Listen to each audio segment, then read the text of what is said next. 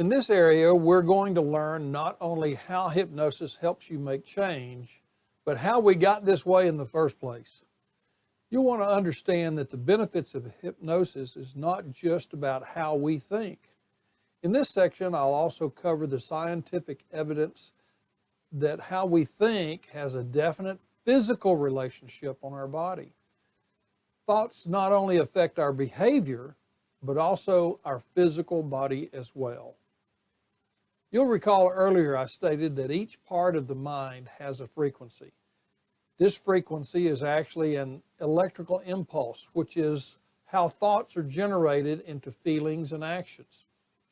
There are in-depth studies in effect right now where the electrical impulses of the brain are being mapped so as to prove that they are related to thoughts and actions.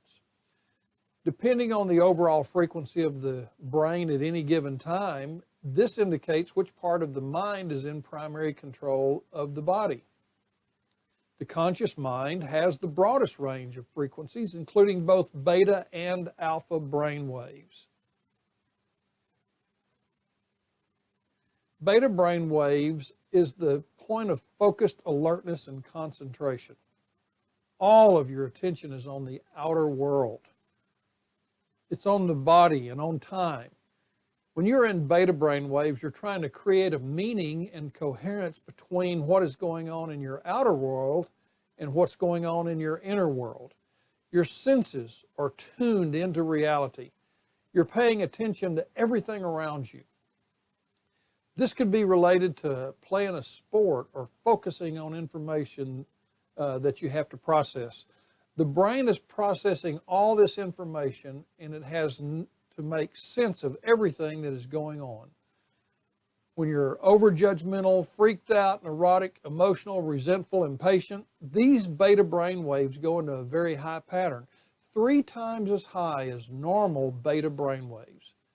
At this point, you're overly vigilant, overly anxious, overly focused, overly angry. Your brain is aroused, and no new information can come into the nervous system that's not equal to your emotion. This is not a time to learn. The body's in survival mode. When you exist in this survival mode all the time, the body does not have the time to learn that there can be something different. It doesn't have time to repair or heal either. This is when illness and addiction, overeating, smoking, and other bad behavior takes place because the brain is trying to figure out how to survive. This is where your hypnotist or hypnotherapist can assist you in the management of stress-related issues in your life just from going through the process alone. Now in alpha, this is still consciousness, but a more relaxed form of consciousness. This is the state a person needs to be in to learn new things. This can also be associated somewhat to the imaginary state where the mind can develop concepts and ideals. This is also relaxed, kick back, watching TV. Now, the next phase is theta. This would be the first stage of relaxation. This is when the body begins to fall asleep, but the mind is awake. That's called theta. This is the area where programs and behaviors are seated. This is also the state where you can make instantaneous change. This is the state that your hypnotist or hypnotherapist works in to assist you in making these changes that you want to make. I might add that this is a very natural state that you go through many times a day. This is the state right before you go to sleep at night and the state right before you're fully awake or alert in the morning. Let me give you some more examples of this normally occurring state of hypnosis. Most people have had the experience of driving a car or riding in an automobile for a long distance of time. Maybe you're thinking about what you're going to do when you get to work or what you're going to do for the weekend. Maybe you're thinking about something going on in your life or mentally planning some kind of a project. Regardless, your attention is focused on that something other than driving. This state is actually named and recognized as highway hypnosis.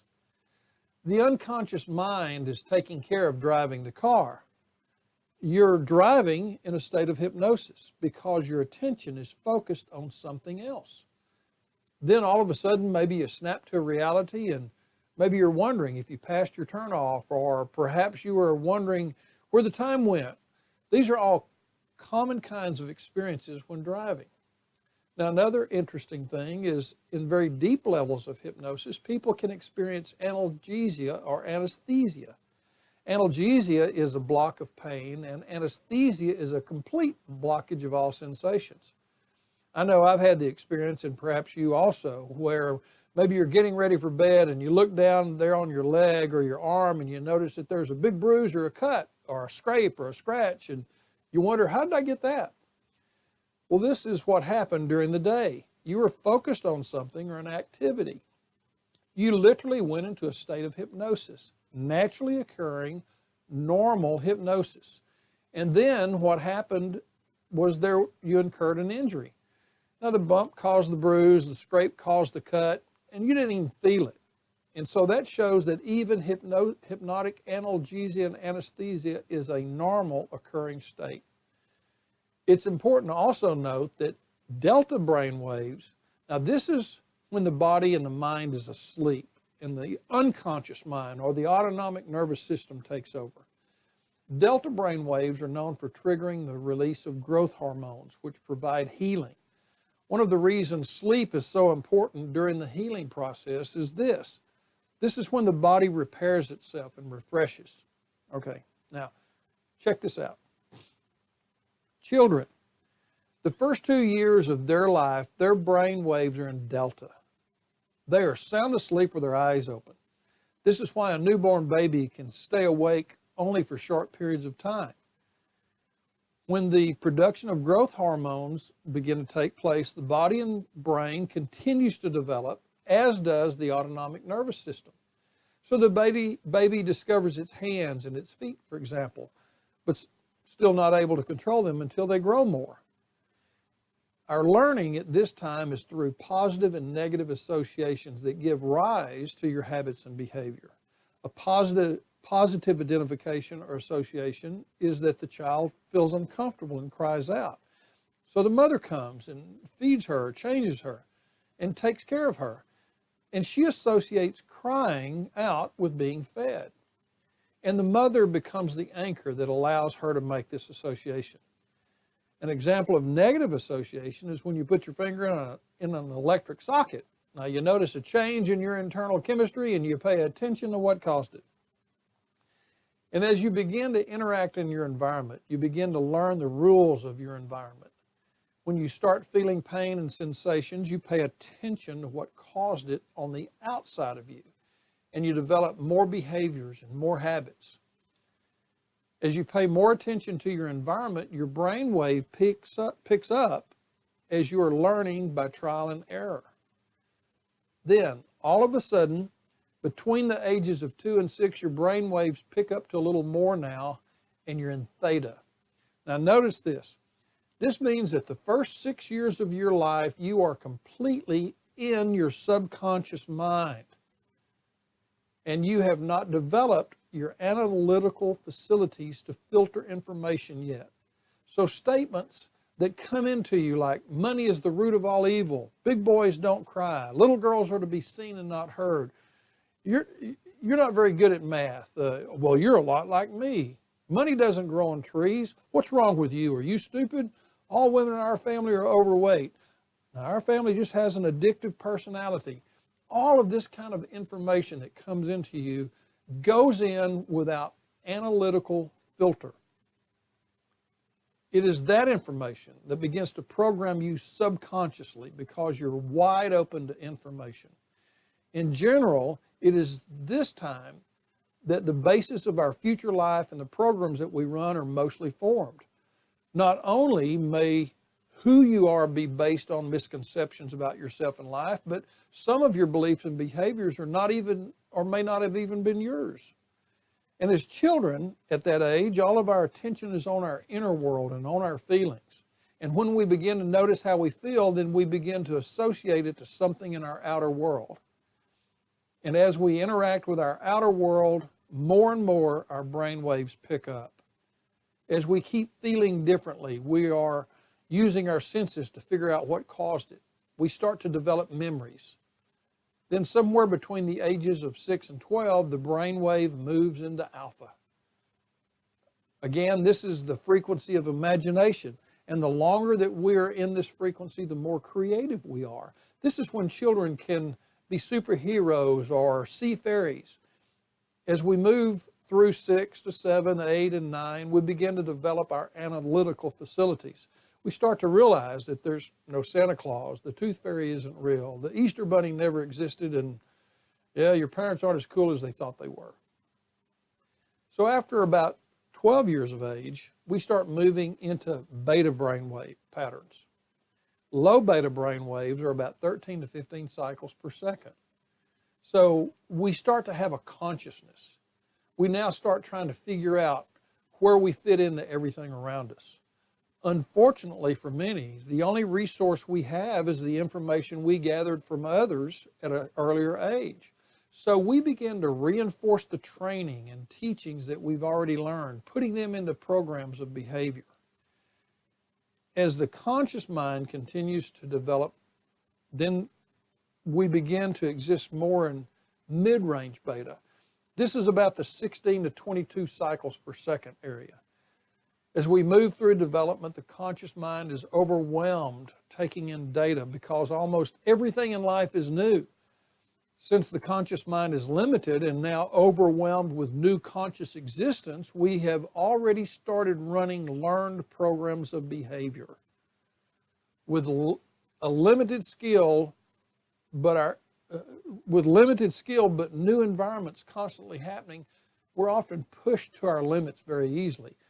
Social situations, relationships, failed friendships, jobs, coworkers, family, and more.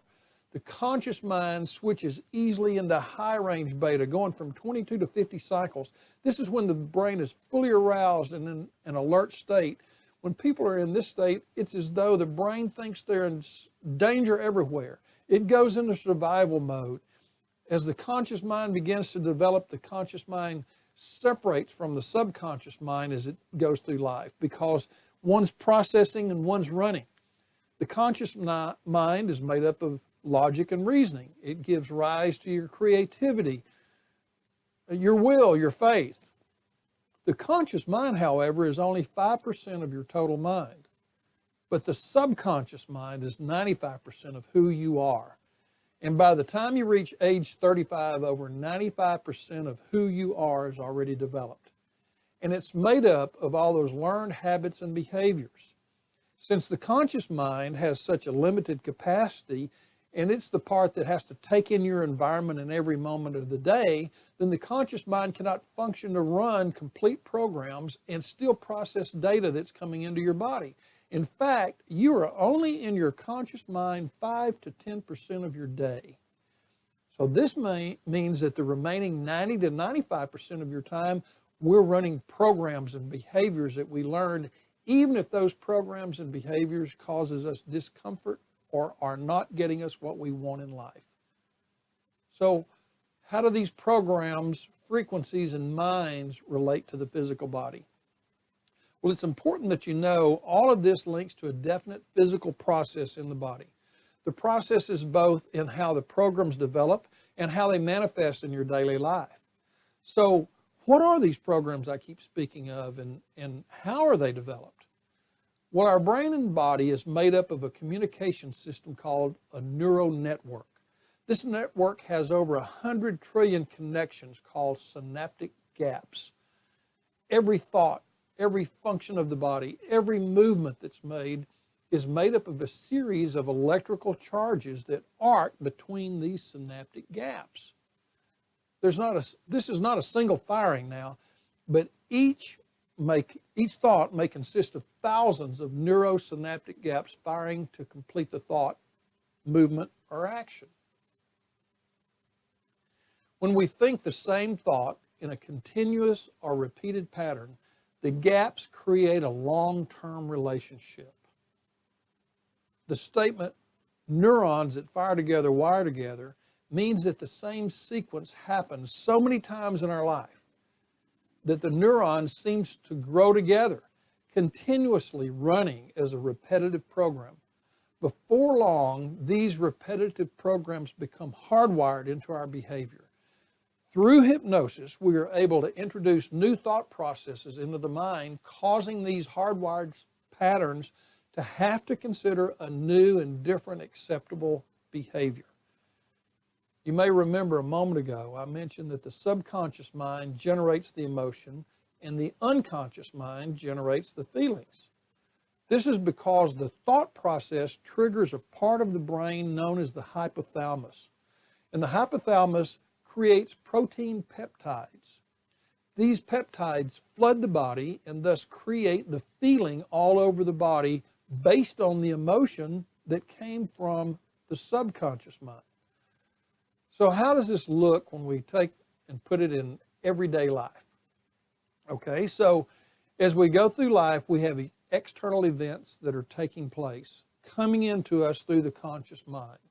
These events can be something that actually happened to us, or it can be seeing or interacting with someone else that triggers a memory, or it could be simply reading about someone's perfect life on their social media, and you begin to think about the life you don't have.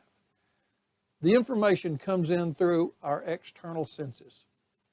Then it goes through the filters of the critical factor, which then delete, distort, generalize these thoughts in order to make them match our preset programs. Deleted or distorted based on social ethnicity, where or how you grew up, your interaction with similar events in your past, and even more. So the mind, see, is always asking, where have I seen this before, and what is this leading me to? When matched with our subconscious memories, beliefs, attitudes, and the way we always do this, then the subconscious begins to run the program.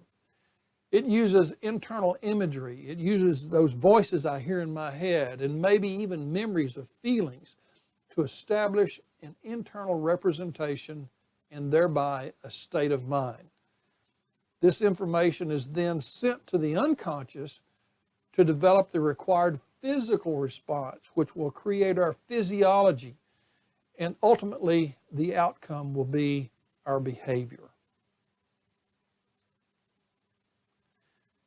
It is my hope that at this point you understand why and how your hypnotist or hypnotherapist is working to assist you in achieving your desired outcome.